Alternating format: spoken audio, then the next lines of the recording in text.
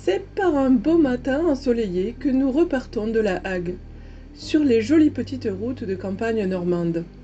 Notre objectif du jour, retrouver Seb Pété, que nous avions rencontré sur le groupe Facebook J'irai dormir chez un motard.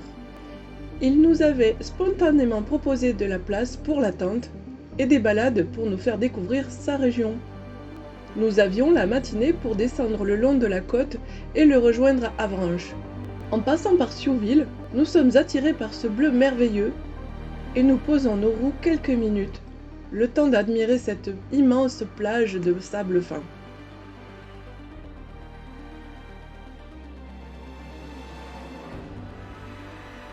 Comme nous ne pouvions plus nous passer de cette couleur turquoise, nous essayons de longer la côte au plus près en admirant le port de Dielette. Ou Dilette, je ne sais pas comment ça se prononce, désolé. Évidemment, le mauvais réglage du GPS nous fait partir dans des méandres de minuscules routes sinueuses. Mais cela nous permet de découvrir des coins bucoliques aux charmes indéniables.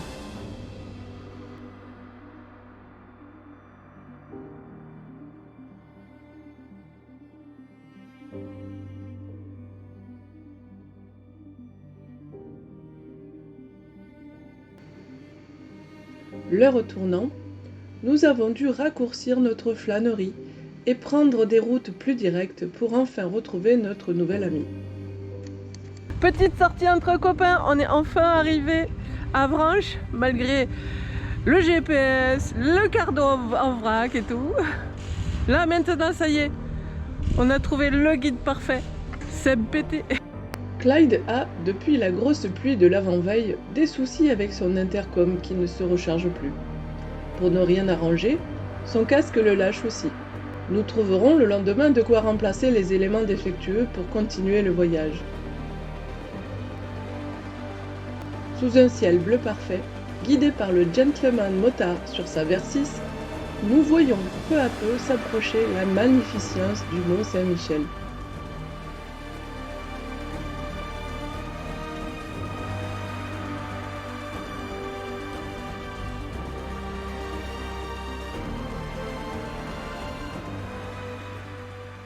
Jeune permis, C'est mignon. Bébé motard. jeune permis, oh c'est trop chaud!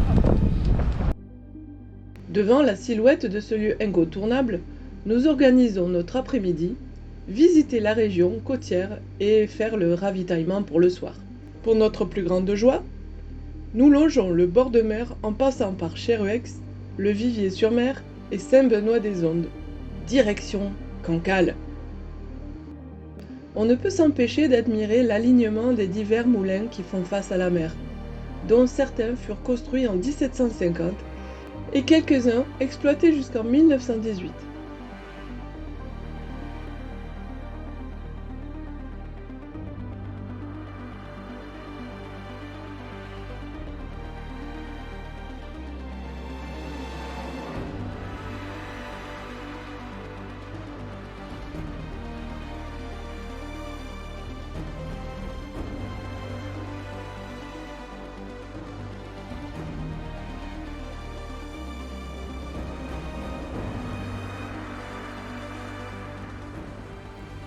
Arrivé à proximité de Cancale, Seb nous fait passer par une ravissante petite route proche du bord, et nos yeux ne peuvent plus se détacher de cette côte émeraude qui nous enchante.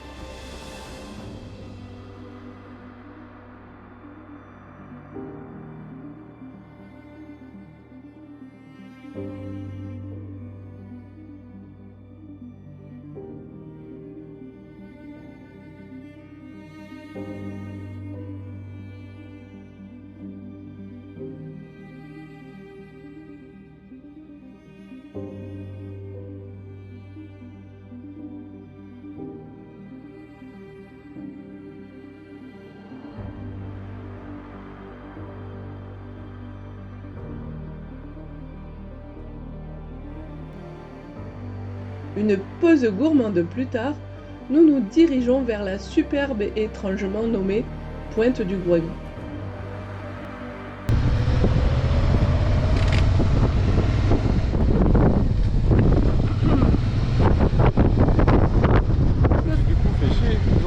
route par la côte.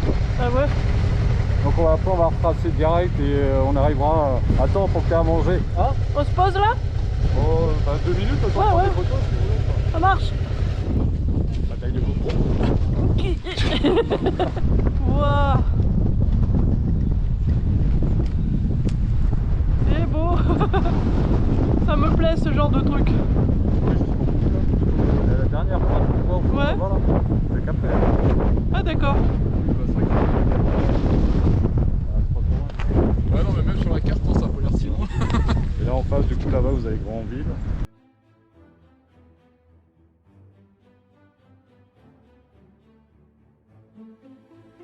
Durant les nombreux kilomètres faits pendant les 3 jours, car oui, nous sommes restés plus longtemps que prévu. Nous sommes passés par le port de Saint-Malo où nous apercevons l'étoile du roi. Ce fameux 3 mâts fin comme un oiseau, hissé haut, qui faisait escale pour un tournage de quelques semaines avant de reprendre la mer vers le Pays basque espagnol.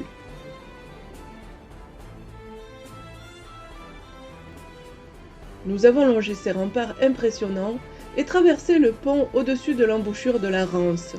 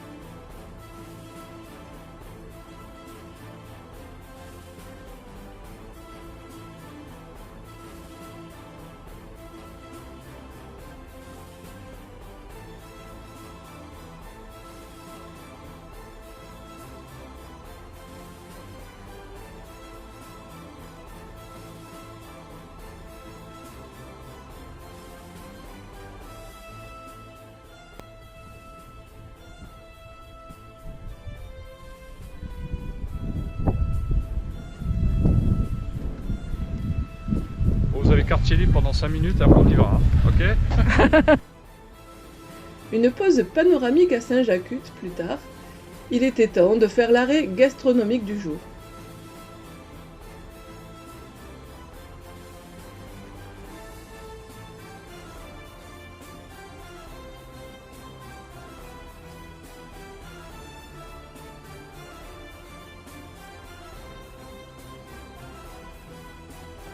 Nous avons pu déguster les délicieuses moules bretonnes dans lesquelles, hélas, se cachaient pour leur malheur et le mien, de petits crabes auxquels je suis extrêmement allergique.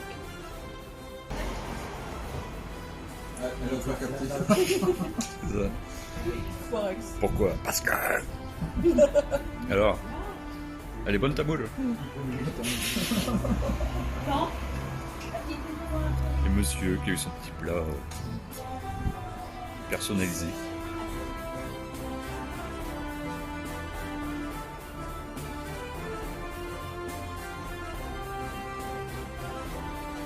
On a ensuite découvert le château de la Roche-Gouillon, le fort Lalatte, dont la visite nous a enchantés.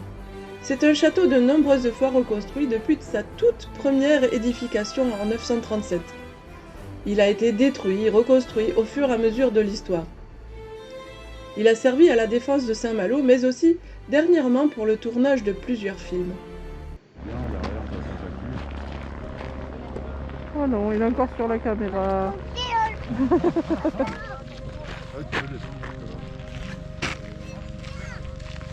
traverser le pont, tu regardes pas en dessous, hein, Lola?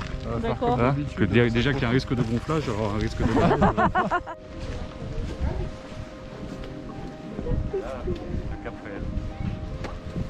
Pas tout de suite. Pas tout de suite.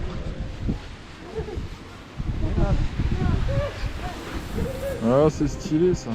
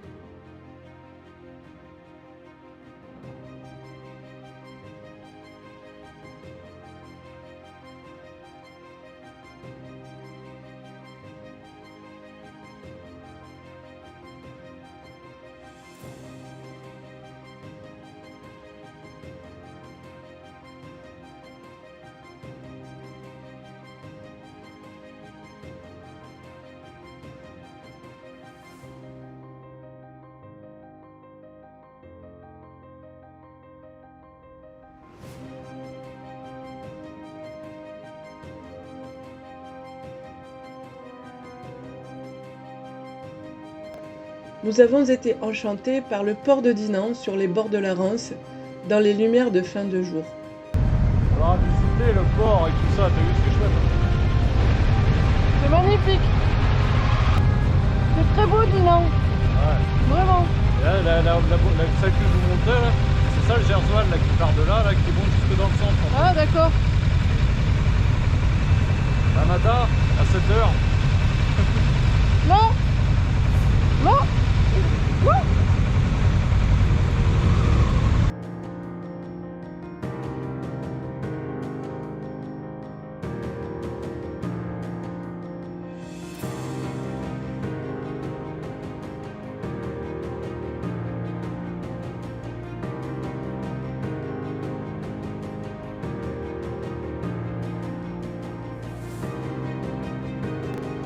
Puis, fêter comme il se doit la rencontre de ces gens adorables.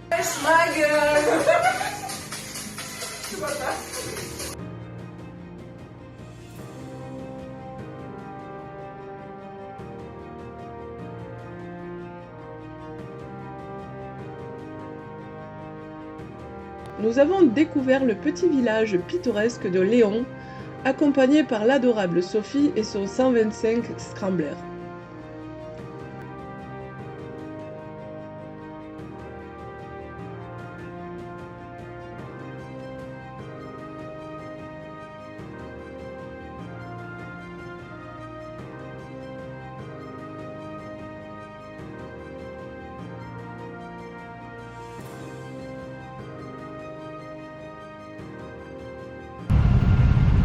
Ça va?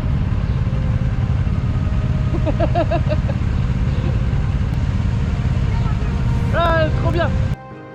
Et c'est ainsi que se termine cette partie un peu folle de notre passage sur le secteur de Dinan, avec la découverte de ces personnes au cœur immense qui n'a d'égal que leur gentillesse. D'ailleurs, on les a tellement appréciés qu'on reviendra 2 mois plus tard, mais c'est une autre histoire.